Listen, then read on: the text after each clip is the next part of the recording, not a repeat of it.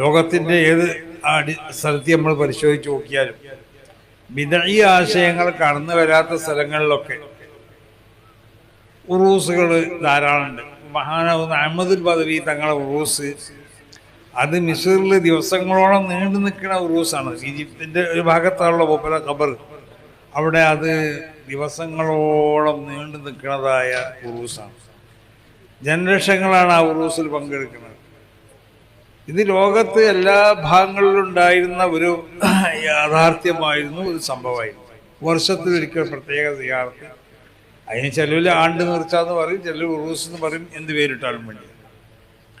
പക്ഷെ ആ ഉറൂസിൽ യാതൊരു നിലക്കുള്ള അനാചാരമില്ല. അങ്ങനെ മുബത്തദീങ്ങളാവുന്ന പലരും അവരങ്ങനെ പറയുന്നുണ്ട്, ഉറൂസിൽ അനാചാരങ്ങൾ. ഉറൂസിൽ ഒരു അനാചാരം, ഉറൂസ് എന്ന് പറഞ്ഞാൽ ഒന്നതാണ് സിയാറത്തിന് വേണ്ടി പ്രത്യേകമാവുന്ന ഒരു സൗകര്യം ഇരിക്കുക. മറ്റൊന്ന് ഉറൂസിൽ ആ സിയാറത്തിൻ്റെ സ്വഭാവം എങ്ങനെയാവണമെന്നാണ്. ആ സിയാറത്ത് പല സ്വഭാവത്തിലും സിയാറത്ത് ചെയ്യാം. സിയാറത്തിന് മഹാനാവുന്ന ഇമാം സർക്കശി തങ്ങൾ അതിനെ 4-5 രൂപത്തിലാണ് ആ സിയാറത്തിന് മഹാനാവുന്ന ഇമാം സർക്കശി തങ്ങൾ വിവരിച്ചിട്ടുള്ളത്. അത് ഉമ്മവാപ്പാന്മാരെ കുടുംബങ്ങളെ സിയാറത്തിൻ്റെ രൂപമെന്ന് പറയും, സുഹൃത്തുക്കളെ സിയാറത്തിൻ്റെ ഒപ്പൊന്ന് പറയും, ഉസ്താദന്മാരുടെ സിയാറത്ത്, മഹത്തുക്കളുടെ സിയാറത്ത്, ഇങ്ങനെ പല രൂപത്തിലും. അപ്പൊ ഏത് രൂപത്തിലുള്ള സിയാറത്താണെങ്കിലും ഏത് വ്യക്തികളുടെ സിയാറത്താണെങ്കിലും ആ സിയാറത്തിൽ സ്വീകരിക്കപ്പെട്ടതായ ഒരു പ്രത്യേക സ്വഭാവമുണ്ട്. ആ സ്വഭാവവും നബി സല്ലല്ലാഹു അലൈഹി വസല്ലം തങ്ങൾ പഠിപ്പിച്ചതാണ്. അത് തന്നെ ഉഹദ് ശുഹദാഇനെ സിയാറത്ത് ചെയ്തുകൊണ്ട് തന്നെ നബി സല്ലല്ലാഹു അലൈഹി വസല്ലം തങ്ങൾ പഠിപ്പിച്ചു. മഹാനാവുന്ന ഇമാം ബുഖാരി റിവായത്ത് ചെയ്യുന്ന ഹദീസിൽ കാണാം, ഉഹദ് ശുഹദാഇനെ മറവ് ചെയ്ത് 8 വർഷം കഴിഞ്ഞതിന് ശേഷം നബി പ്രത്യേക സിയാറത്തിന് പോയി. വർഷത്തിലൊരിക്കലും ഒരു പ്രത്യേക സിയാറത്ത് നബി ചെയ്യലുണ്ട്. അതാണ് വർഷത്തിലൊരിക്കൽ പ്രത്യേകമാവുന്ന സിയാറത്ത് സുന്നത്താണെന്ന് നമ്മൾ സുന്നികൾ പറയാൻ കാരണം. ആ സിയാറത്തിലുള്ളതായ സ്വഭാവം എങ്ങനെയാണെന്ന് പഠിപ്പിക്കാൻ വേണ്ടി 8 വർഷം കഴിഞ്ഞതിന് ശേഷം നബി സല്ലല്ലാഹു അലൈഹി വസല്ലം തങ്ങൾ ഉഹദ് ശുഹദാഇനെ സിയാറത്ത് ചെയ്യാൻ പോയി. ആ 8 വർഷം കഴിഞ്ഞ സിയാറത്തിൽ നബി സല്ലല്ലാഹു അലൈഹി വസല്ലം തങ്ങൾ ചെയ്ത ദുആന്റെ സ്വഭാവം നമ്മളൊക്കെ ഇവിടെ ഖബറുകൾ ചെന്ന് ദുആ ചെയ്യുന്നതായ ദുആന്റെ സ്വഭാവം.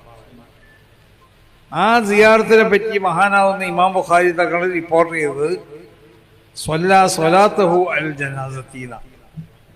ഉഹദ് ശുഹദാഇനെ സിയാറത്ത് ചെയ്യാൻ ചെന്നിട്ട് റസൂൽ സല്ലല്ലാഹു അലൈഹി വസല്ലം തങ്ങൾ സിയാറത്തിന്റെ സ്വഭാവം പഠിപ്പിക്കുകയാണ് അവിടുത്തെ ഉദ്ദേശം. അതുകൊണ്ട് സ്വലാത്തഹു അൽ ജനാസത്തി, ജനാസ നിസ്കാരത്തിലുള്ള ഒരു ദുആ പോലത്തെ ദുആ നടത്തുന്നു. ജനാസ നിസ്കാരം നിസ്കരിക്കുന്നതല്ല. കാരണം 8 വർഷം കഴിഞ്ഞതിന് ശേഷം പല മദ്ഹബുകളിലും ഒരു മയ്യത്തിന്റെ ഖബറിന്റെ സമീപത്തിൽ നിന്ന് നിസ്കരിക്കുകയാണെങ്കിലും ചിലരെടുത്തൊന്നും 8 വർഷം കഴിഞ്ഞാൽ നിസ്കരിക്കാൻ പറ്റും. ഇപ്പം ഇമാം അബൂ ഹനീഫ ഇമാം തങ്ങളുടെ മദ്ഹബ് പ്രകാരം തന്നെ 3 ദിവസത്തിന്റെ അപ്പുറത്തേക്ക് നമ്മളെടുത്ത് മയ്യത്ത് നോൻപി പോകണവരെ നമ്മളെടുത്ത് നിസ്കരിക്കും. അപ്പൊ പല മദ്ഹബുകളിലും ആ സിയാറത്ത് ചെയ്തു എന്ന് പറഞ്ഞ വാക്കിന്റെ അർത്ഥം അല്ല, അവരുടെ നബി ദുആ ചെയ്തു എന്നാണ് സ്വല്ലാന്ന് പറഞ്ഞതിന്റെ അർത്ഥം എന്നാ മഹാന്മാരാവുന്ന അയിമത്തിന്റെ ഒക്കെ പക്ഷം.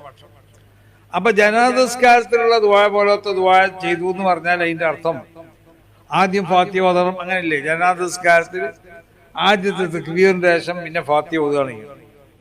പിന്നെ ഏറ്റവും അധികം ശ്രദ്ധിക്കേണ്ട സംഗതി രണ്ടാമത്തെ തക്ബീറിന്റെ ശേഷം ആദ്യം തന്നെ സ്വലാത്ത് അല്ലല്ലേ വേണ്ടത്. അങ്ങനെ പലരും മനസ്സിലാക്കി ആദ്യം സ്വലാത്ത് അല്ലല്ലേ വേണ്ടത്. രണ്ടാമത്തെ തക്ബീറിന്റെ ശേഷം വയുന്തബു ഖൗലു അൽഹംദുലില്ലാഹി റബ്ബിൽ ആലമീൻ.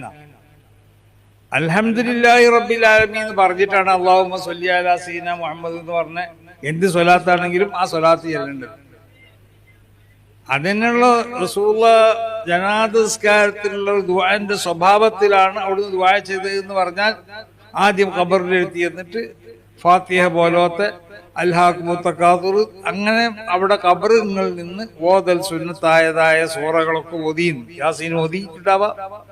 അത് ഇമാം ബുഖാരി തങ്ങൾ ഇത്ര റിവായത്ത് വസല്ലാ സ്വലാത്തഹു അലൽ ജനാസത്തി, ജനാസസ്കാരത്തിലുള്ള ഒരു ദുആന്റെ സ്വഭാവമായിരുന്നു നബി അവിടുന്ന് ചെയ്ത ദുആ. ജനാസസ്കാരം നിസ്കരിച്ചു എന്നല്ല, അത് അയിമത്തുള്ള എല്ലാ ഇമാമിയങ്ങളും ഏകകണ്ഠമായ അഭിപ്രായമാണ്. ജനാസസ്കാരം നിസ്കരിച്ചു എന്നല്ല ഈ വാക്കിന്റെ അർത്ഥം. അപ്പൊ ജനാസസ്കാരത്തിലുള്ള ഒരു ദുആ പോലത്തെ ദുആ നബി ചെയ്തത് എന്ന് പറഞ്ഞാൽ ജനാസ്കാരത്തിലുള്ള ദുആന്റെ സ്വഭാവം എന്താ?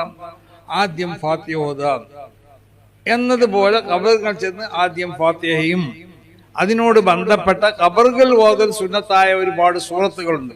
ഈ സൂറത്തുകളൊക്കെ ഓതുക. അത് നമ്മളോട് ഇഖ്ലാസ് ഒക്കെ ചുരുക്കാണ്. യാസീൻ ജല്ലൽ ഓതുന്നവരുണ്ടാവും. ഇതല്ലാത്ത ഒരുപാട് സൂറകൾ ഓതൽ സുന്നത്തായതുണ്ട്. അങ്ങനെ ആ സൂറകളൊക്കെ ഓതി കഴിഞ്ഞതിന് ശേഷം ദുആ ചെയ്യണം. ആ ദുആ എങ്ങനെ ആവണം? ആദ്യം തന്നെ അല്ലാഹുമ്മ സ്വല്ലി അലാ സയ്യിദിനാ മുഹമ്മദ് എന്ന് പറയല്ല വേണ്ടത്. ജനാസസ്കാരത്തിലുള്ള ദുആന്റെ സ്വഭാവത്തിലാവണം. ജനാസസ്കാരത്തിലുള്ള ദുആ എന്താ?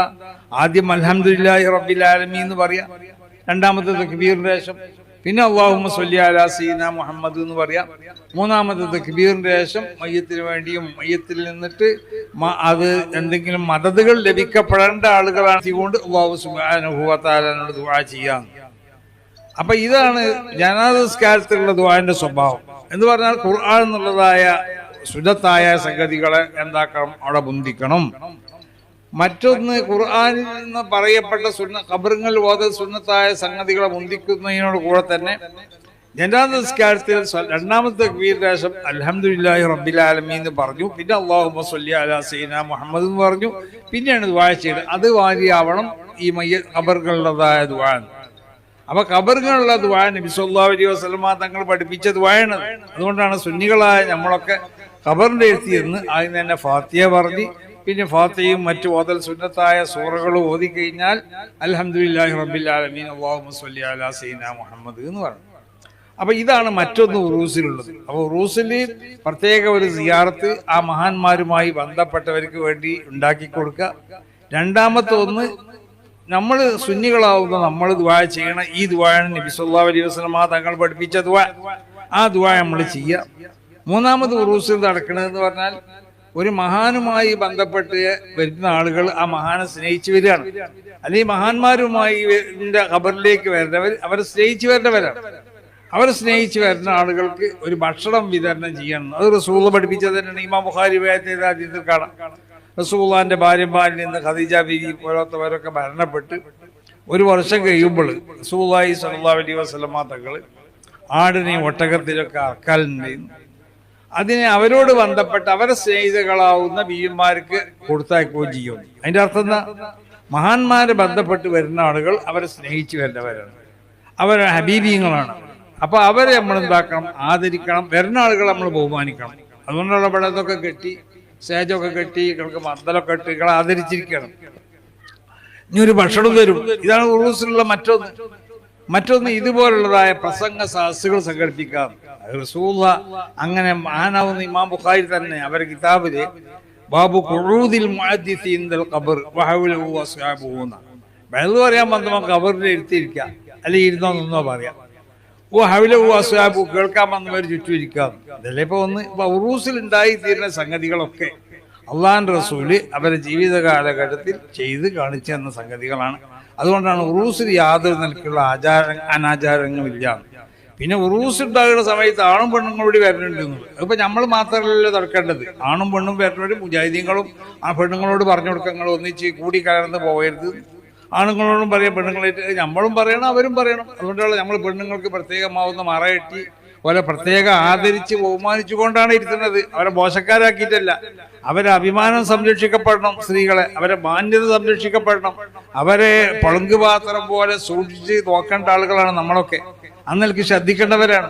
അന്നൽക്ക് അവർക്ക് ഉള്ള എല്ലാ അഭിമാനങ്ങളും സംരക്ഷിച്ചു കൊണ്ടിട്ട് അവരെ മാന്യതകൾ സംരക്ഷിച്ചു കൊണ്ടിട്ടാണ് നമ്മൾ ഉറൂസിന്റെ സദസ്സിലെത്തിപ്പെട്ടാൽ ചെയ്യേണ്ടത്. അതിന്റെ പുറത്ത് വൈകുതാണും പെണ്ണും കൂടി കലരുന്നുണ്ടോ എന്നുള്ളത് അത് നമ്മൾ എതിർക്കുന്നവരാണ്. നമ്മൾ മാത്രമല്ല, നിങ്ങൾ മുജാഹിദീങ്ങളെ ജമാഅത്തുകാരെ നിങ്ങളൊക്കെ അതിനെ എതിർക്കണം. അങ്ങനെ കൂടിക്കലർന്ന് പോകരുത് എന്ന് പറയാം. ഉറൂസിന് പോകണ്ടെന്നല്ല പറയേണ്ടത്, അവിടെ നിങ്ങൾ കൂടിക്കല